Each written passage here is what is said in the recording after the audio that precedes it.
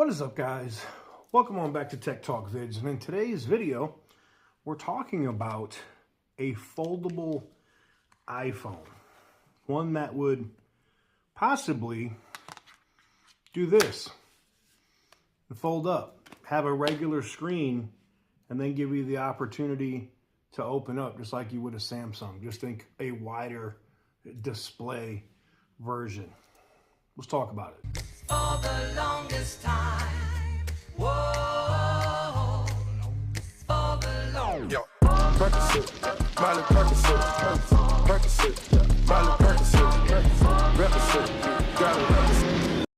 So guys, I've seen some of the recent images, renders, leaks, whatever you want to call them, that have come out on the iPhone Fold or the iFold, which I think is funny. Not even calling it an iPhone Fold, just calling it an iFold. It's like, all right, I get it. You're a folding iPhone and you want to have different branding or whatever with it.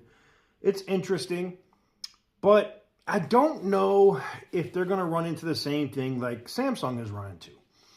This is the 16 Pro Max, right? Maxed out version that you can buy from Apple. And this phone is, I think with the military discount, it's close to $1,500, $1,480 something or whatever it was out the door. And that's with the 10% military discount and all of that. Now, the foldable version of this is going to be over $2,000 at a minimum. So let's say we do get the 10% discount. I'm looking at $1,900 plus tax, but it's probably going to be somewhere around $2,100 to $2,200, probably for the first version of this foldable iPhone, which is probably going to do exactly what this iPhone already does. And I'm going to say, well, you like the foldables from Samsung, and yeah, I get it, but it's a different form factor, I guess. And it's the same thing for me with the OnePlus Open. But let's look at some of the images and then, renders or whatever, and then you can tell me what you think. So here's some of the images that I've seen, and tell me it doesn't look like a knockoff Dollar General version of the Galaxy Z Fold 6 with an iPhone camera module on the back. That's what it looks like to me. Now, again, this isn't official. It's guessing, it's rumors, and it's not going to be available until sometime next year, supposedly. I guess they could announce it or debut it or show it when the new iPhone is announced later this year in September. I just don't think it's going to be available in 2025. I just don't see it. But maybe I'm wrong. Maybe it does come out. I don't know. But I don't know what, I get it, iPad, an iPhone that you can turn into an iPad mini. They could get rid of the iPad mini by selling that version of the iFold or the iPhone Fold. So I get it. But then at the same time, if you're going to have the foldable device and you're going to put the foldable power or the tablet power behind that device, are you going to put an M4 processor in it? Or whatever the new processor is at that time, M5, right? Are you going to put an M5 processor in this foldable iPhone so that it can actually be a be-all device? Because in that case, then I'm interested. Because if I have the horsepower I get, like I get out of my MacBook, right?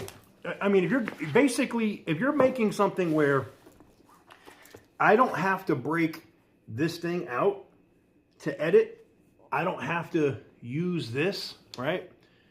If I don't need to use this MacBook and an iPad and an iPhone, and you're giving me, if you're Steve Jobbing, remember when Steve Jobs was, it's an iPod, it's a pocket computer, it's a telephone.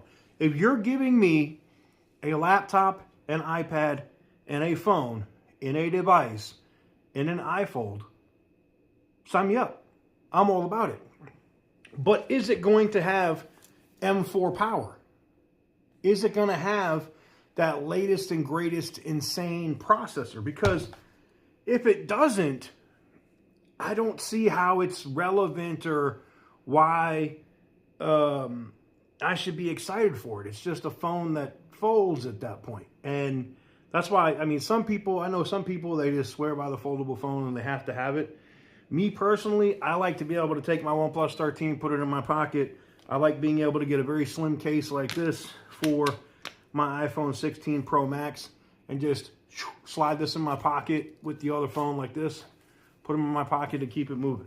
You know, I keep the MacBook on hand, and, you know, I put it in its little slide-in case right here, which has all my wireless charging and stuff for it right here. Shout out to Motor Trend and QNX for this too. That was dope.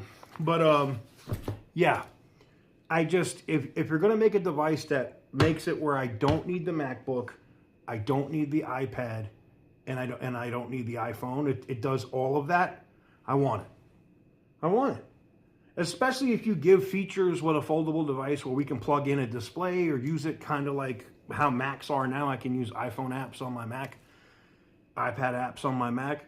Yeah, I'm interested in that. I'd love to make that a be-all device. But right now, I don't see that. That's why I don't see Apple doing that. And I mean, it would be a niche market. Everybody's not buying it to do editing and photos and videos and phone, and I get that. But if you're bringing something new, make it do something that nobody else does.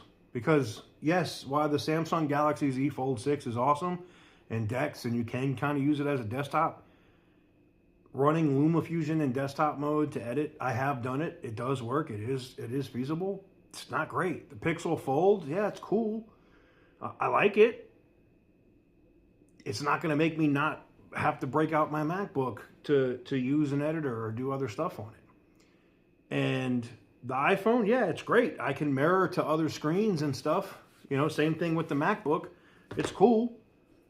But if that's what this Apple iFold or iPhone Fold is going to do, sign me up. If it's not, I ain't interested. Anyways, let me know what you guys think in the comment section down below. Give this video a big thumbs up if you like what I do. Hit the subscribe button if you haven't already. And as always, stay petty, my friends.